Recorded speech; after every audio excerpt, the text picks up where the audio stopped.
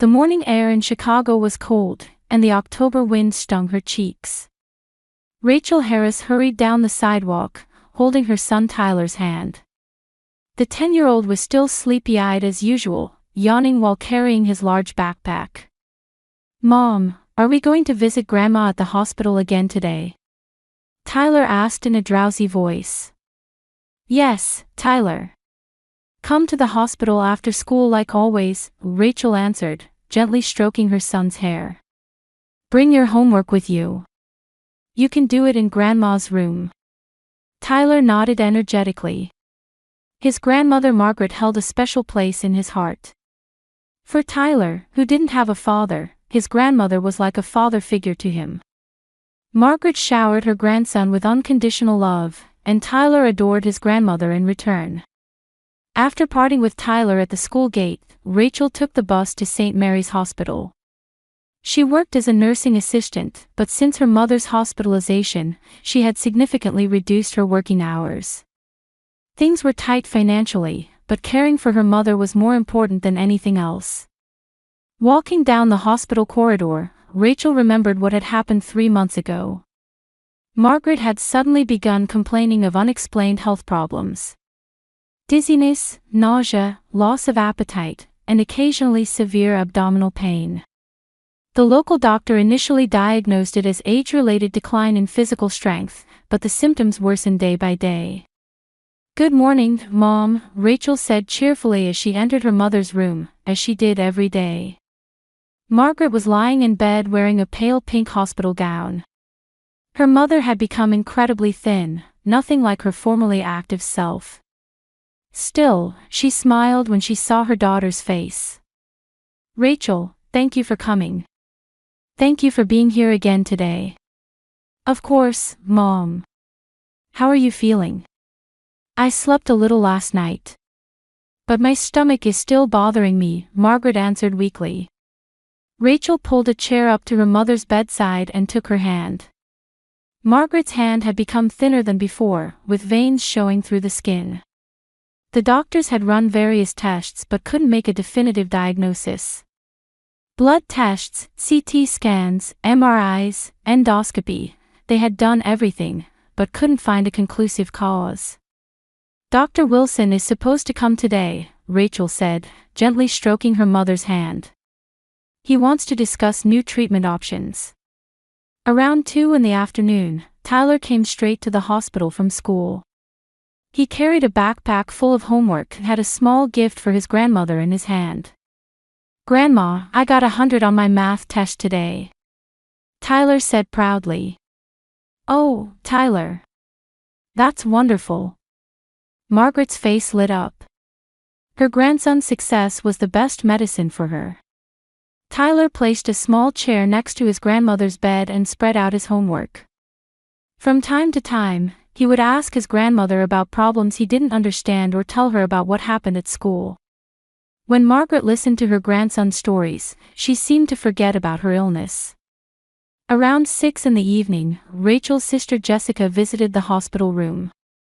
Jessica was successful in real estate and was always impeccably dressed. She wore an expensive suit and carried the latest smartphone. "Mom, how are you feeling?"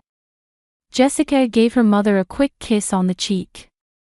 "Jessica, thank you for coming," Margaret answered happily. "I don't have much time today." "I have a big deal coming up," Jessica said, looking at her watch. "But I'm worried about you, Mom." Rachel listened to her sister's words in silence. Her sister was certainly busy. However, since their mother's hospitalization, Jessica's visits had been once a week for about 30 minutes. Rachel didn't intend to blame her sister. Everyone had their own life to live. Still, she sometimes felt lonely.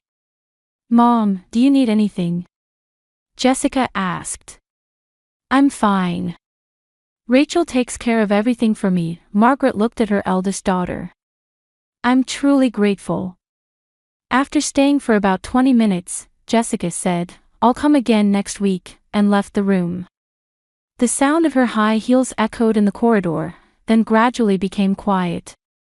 That night, Rachel and Tyler stayed at the hospital until 8 o'clock. Margaret had a simple dinner with her grandson, and Tyler told his grandmother about a book he had read at school that day.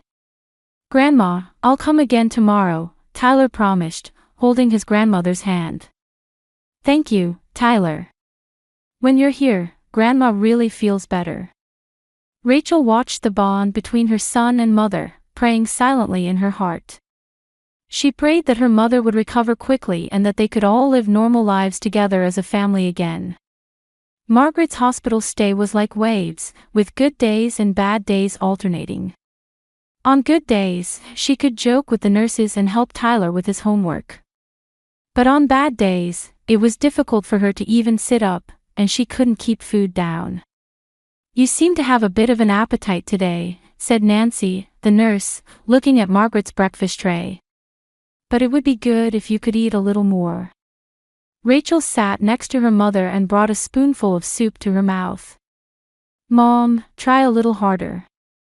You need to keep your strength up." "I know, Rachel. But somehow my stomach just won't accept it," Margaret said apologetically. Dr. Wilson was puzzled during his daily examinations. The blood test results fluctuated greatly from day to day, making it difficult to make a consistent diagnosis. The white blood cell count would go up one day, then return to normal the next. The liver function values were similarly unstable.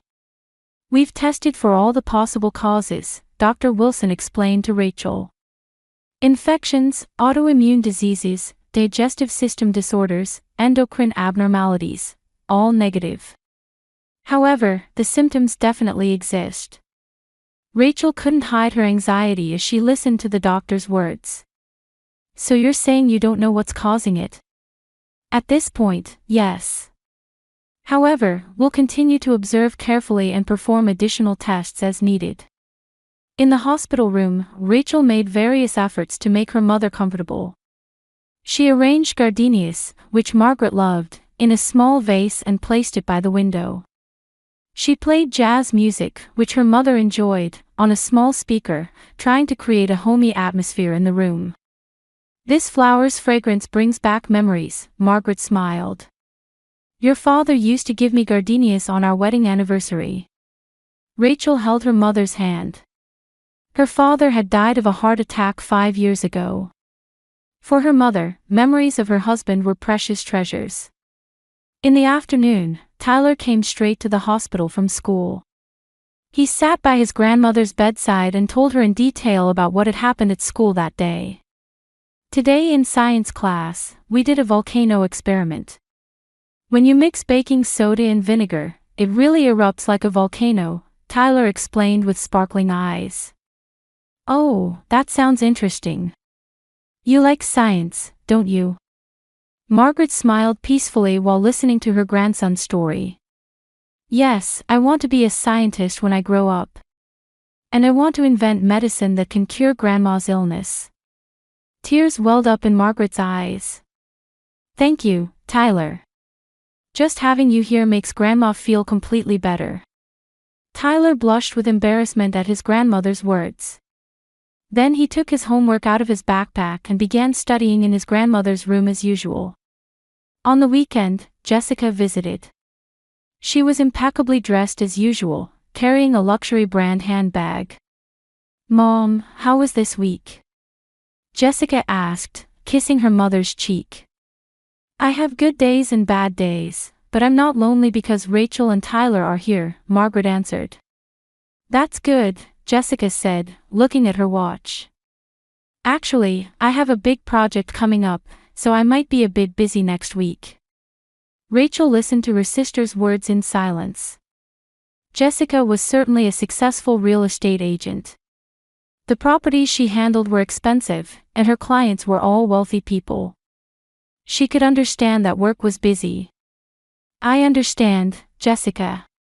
Good luck with your work," Margaret said kindly to her daughter. "Thank you, Mom. But don't worry. If you need anything, just let me know," Jessica lightly squeezed her mother's hand. "I'm fine. Rachel takes care of everything." After staying for about 20 minutes, Jessica said, "I'll come again next week," and left the room. The sound of her footsteps echoed in the corridor, then gradually became quiet. That night, Rachel was alone with her mother. Tyler was having a sleepover at a friend's house. "Mom, is there anything you're worried about?" Rachel asked, gently stroking her mother's hair. "Worried about? Not particularly. I just feel sorry for being a burden to you." Margaret looked at her daughter. "Don't say that. I'm your daughter. This is only natural.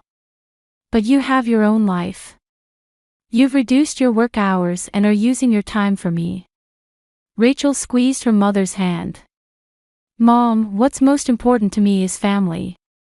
More than money or work, what matters most is that you and Tyler are healthy and happy." Margaret was deeply moved by her daughter's words. "Thank you, Rachel. I'm truly blessed." The following week, Margaret's symptoms worsened again.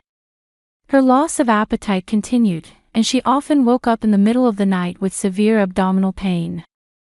The nurses watched her with concern, but the doctors still couldn't make a clear diagnosis. "You seem particularly unwell tonight," Nancy said during her night shift, watching Margaret's condition. "Did anything special happen?" "Nothing in particular. I just suddenly felt sick," Margaret answered weakly. Nancy carefully observed the patient's condition. Her pulse was fast, and her blood pressure was slightly high. Her temperature was slightly elevated, but overall she was complaining of feeling unwell. "Let me contact the doctor and perform additional tests if necessary," Nancy said gently. The next morning, Rachel rushed to the hospital when she learned of her mother's worsened condition. Margaret was even weaker than the day before, and her complexion was poor. "Mom, are you okay?" Rachel asked, holding her mother's hand. "I'm just a little tired." "Don't worry," Margaret tried to smile, but pain was visible in her expression. That day, Jessica unusually visited the hospital on a weekday. She looked worried when she saw her mother's condition. "Mom, are you really okay? What do the doctors say?" "Since the cause isn't clear, they'll continue observing," Rachel answered. Jessica looked at her mother's face and sighed deeply.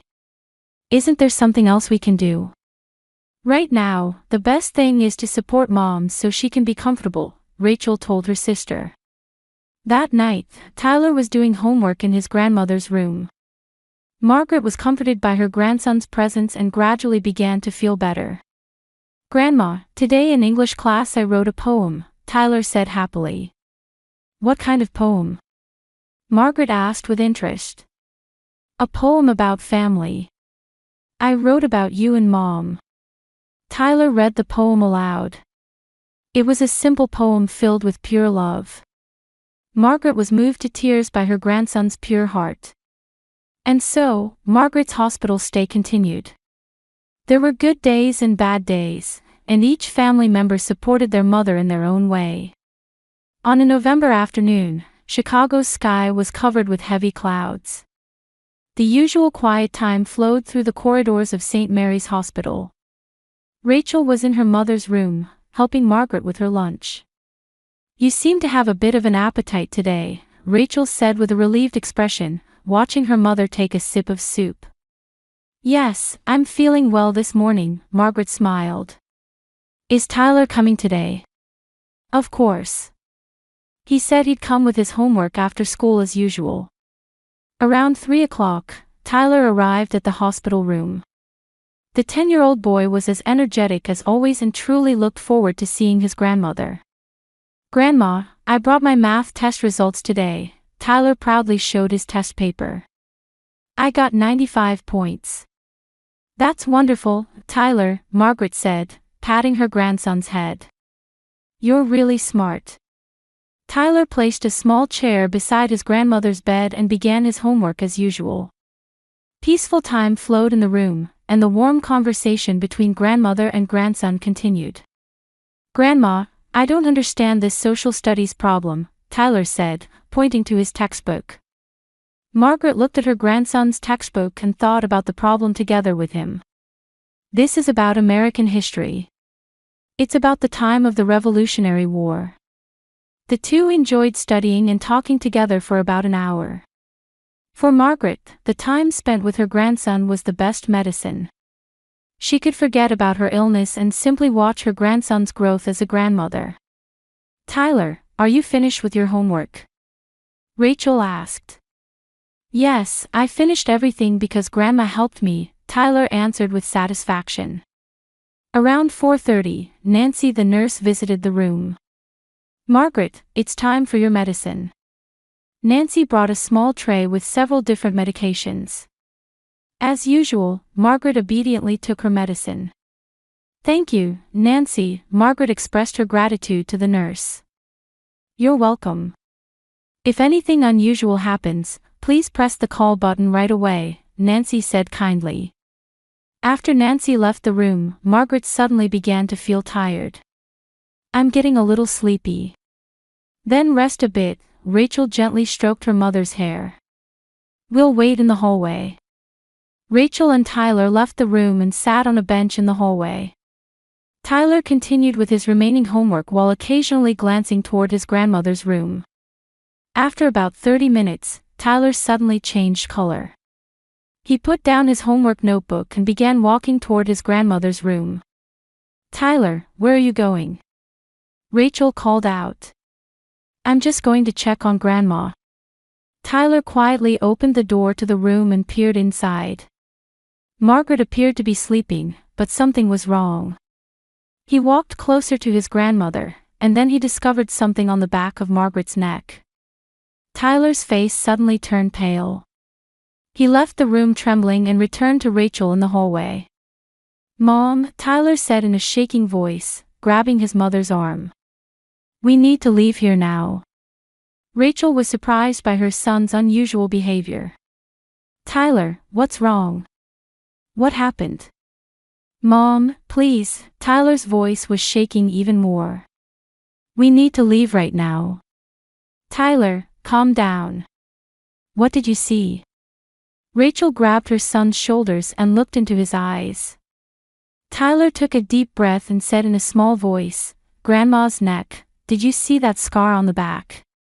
Rachel was confused by her son's words. "The back of her neck? What scar are you talking about?" "There are many small holes. Like from needles. But they're all in one place, and they look fresh," Tyler tried to explain, but it was difficult to put into words. Rachel's heart began beating violently. Her son's story was unbelievable, but seeing his serious expression, she sensed that something was wrong. "Show me." Rachel stood up and went to the room with her son. Margaret was still sleeping. Rachel carefully observed the back of her mother's neck. And she discovered exactly what her son had described. On the back of her neck, below her hairline, there were multiple small injection marks concentrated in one area. They were clearly recent, and they couldn't be explained by normal medical procedures in that location. The color drained from Rachel's face. This was not normal. There was no way that standard hospital treatment would result in so many injection marks in such a location. "Oh my God," Rachel whispered quietly. Tyler became even more anxious seeing his mother's reaction. "Mom, what does it mean?" Rachel looked at her son, not knowing what to answer. However, she instinctively understood that something was terribly wrong. "Tyler, wait in the hallway," Rachel said in a shaking voice. I need to make a phone call." Rachel went into the hallway and took out her cell phone. Her hands were trembling. Rachel explained the hospital's address and details in a shaking voice. The operator understood the situation and promised to dispatch police and a medical investigation team. After hanging up, Rachel sat down on the bench. Tyler sat next to his mother, looking at her anxiously. "Mom, did I do something wrong?" Tyler asked in a small voice. "No, Tyler," Rachel hugged her son. "You did the right thing. You were very brave." 30 minutes later, police officers and the hospital's administrative supervisor appeared in the hallway. After hearing the situation in detail from Rachel and Tyler, they began investigating Margaret's room. "We'll conduct a thorough investigation," explained Detective Johnson, the lead investigator, to Rachel. "Your mother will be moved to a safe place and examined by specialists." Rachel could only nod in her fear and confusion. This peaceful daily life had suddenly turned into a nightmare. However, she thought that her son's brave discovery might have saved her mother's life, and complex emotions swirled in her heart. 1 hour after the police arrived, St. Mary's Hospital was in a state of quiet chaos. Detective Johnson and his team thoroughly investigated Margaret's room and worked closely with the hospital's security supervisor. "First, I want to check all visitor records for the past 3 months," Detective Johnson demanded of the hospital administrator. "Then I need Margaret Harris's medication records, the nursing staff's shift schedules, and related security camera footage." Rachel and Tyler waited in a separate room. Tyler sat quietly on his mother's lap, occasionally looking up at her face anxiously. "Mom, is Grandma okay?" Tyler asked in a small voice. "The doctors are examining her, so she'll be fine," Rachel answered, stroking her son's hair. However, she herself was trembling with fear inside. 2 hours later, Detective Johnson came to Rachel. His expression was serious. "Ms. Harris, I have some questions," the detective said, sitting down in a chair. "When we examined your mother's medication records, we discovered traces of substances in her blood tests that weren't prescribed by her doctor." Rachel's face went pale. What does that mean?" "It's possible that someone was administering drugs to your mother without authorization. And continuously, at that." Who would do that?" "Why?" Rachel looked at the detective with disbelief. "We're investigating that. By the way, please tell me about your mother's visitors. Who visited regularly over the past 3 months?" Rachel answered thoughtfully. "Tyler and I came every day. And my sister Jessica came about once a week." "Anyone else?" "No one in particular. Mother was sociable, but since her hospitalization, there were hardly any visitors other than family." The detective nodded while taking notes. "Tell me more about Jessica." "My sister is in real estate. She's very busy and can't find much time, so her visits were short." Just then, the hospital's security supervisor entered the room. "We've reviewed the security camera footage. There's an interesting discovery." Detective Johnson stood up. "Show me." Rachel also went to the security room. Large monitors displayed hospital corridor footage from the past several weeks. "Look at this," the security supervisor pointed to the screen. "This shows the visitation pattern of this woman Jessica." The footage showed Jessica visiting the hospital. However, upon closer observation, there were strange aspects to her behavior. "She's officially recorded as staying about 30 minutes, the supervisor explained, but actually, after leaving the room, she remained in the hospital for a while. And there's footage of her making contact with one of the nurses."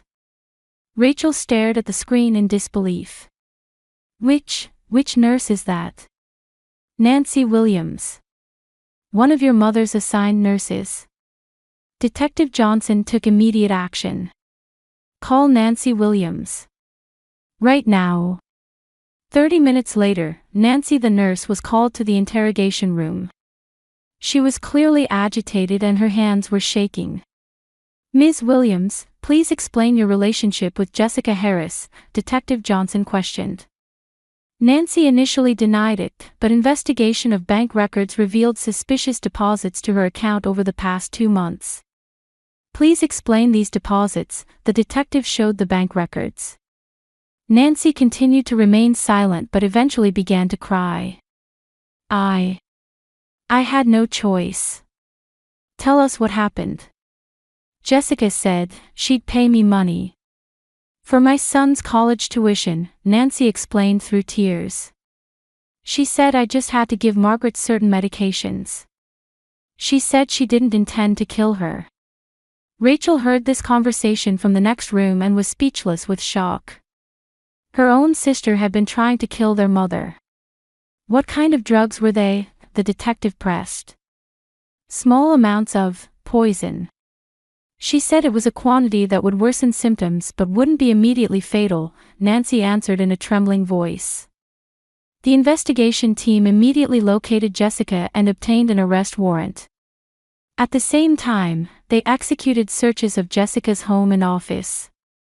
Jessica's home yielded the remaining poison and detailed research materials about Margaret's inheritance. She had thoroughly investigated her mother's financial situation and had calculated the distribution of inheritance in detail. Also, her computer contained internet search history about obtaining poison and dosage amounts. The plan had begun 3 months ago and was very organized and cold-blooded. The motive is clearly inheritance, Detective Johnson explained to Rachel. Your mother's assets are considerable, and Jessica was trying to monopolize them. Rachel listened through tears. But why without us noticing? Rather than killing your mother immediately, she was trying to gradually weaken her to make it look like a natural death. She thought no one would suspect anything that way. The next day, Jessica was arrested at her workplace. She remained calm from beginning to end, continuing to deny everything until the moment of arrest. I didn't do anything, Jessica said as she was handcuffed. This is a misunderstanding. However, the evidence was overwhelming. The bank records, security camera footage, Nancy's testimony, and the physical evidence found at her home completely proved her guilt. At the trial, the details of Jessica's plan became clear. She had been mixing small amounts of poison into her mother's food even before hospitalization, causing her health problems and leading to hospitalization. After that, working with the bribed nurse, she continued to administer sublethal doses of poison regularly. The prosecutor stated that this crime was an extremely planned and cold-blooded attempted murder. Jessica had tortured her own mother for 3 months to monopolize her inheritance. On the final day of the trial, Jessica finally admitted her guilt. However, she claimed to the end that she was financially desperate and showed no true remorse. I sentenced defendant Jessica Harris to 15 years in prison for attempted murder, the judge pronounced. Nancy the nurse, considering her cooperation with testimony and deep remorse, received a sentence of 10 years in prison and permanent revocation of her nursing license. Rachel watched in the courtroom as her own sister was led away in handcuffs. Feelings of sadness, anger, and relief were mixed in complex ways. However, above all, she was grateful that her mother was alive and that the truth had been revealed through Tyler's courage. Margaret made a complete recovery through detoxification treatment. She spoke about this terrifying experience from her hospital bed, surrounded by her daughter and grandson. Money can change people's hearts, Margaret said sadly. But what's truly important is having family who love me like this. 6 months later, in spring, warm sunlight returned to the streets of Chicago. Margaret had completely recovered her health and begun a new life with Rachel and Tyler in a small apartment. Grandma, I got 100 on today's science test too, Tyler proudly showed his report card. He had overcome that terrifying experience and grown even brighter than before. That's wonderful, Tyler, Margaret said, hugging her grandson. You're truly my pride. If it weren't for your courage that day. Margaret's voice trembled slightly. Every time she remembered that day, she felt deep gratitude for Tyler's pure and sharp observational skills that had saved her. I just thought something was wrong with Grandma, Tyler said shyly. But nothing like that will happen again, right? No, it's all right now, Rachel answered, stroking her son's head. After the trial ended, Margaret made a big decision. She decided to donate most of her inheritance to a foundation for medical worker education and patient safety improvement. If money changes people, I want to do good with that money, Margaret explained to Rachel. So that people like Nancy won't have to make wrong choices because of financial hardship. Rachel completely supported her mother's decision. The remaining inheritance was a sufficient amount for Tyler's education and the family's living expenses. It was still painful to talk about Jessica. They never went to visit her. Margaret sometimes cried when she remembered her younger daughter, but she said she made her own choices and chose to live positively. Even with blood ties, without love, you're not a real family, Margaret said quietly during dinner one evening. But because I have you, I'm truly happy. Rachel had also returned to work. Using her hospital experience, she had begun activities related to protecting patients' rights. I don't want to waste Mom's experience, Rachel explained. So that other patients won't suffer the same kind of harm. Tyler had developed a dream of becoming a doctor in the future to help people. That terrifying experience had taught him the preciousness of human life and the importance of having the courage to do what's right. On a Sunday afternoon, the three of them were walking in the neighborhood park. Margaret walked hand in hand with Tyler, while Rachel walked a little behind them. "Grandma, where should we go for summer vacation next year?" Tyler asked cheerfully.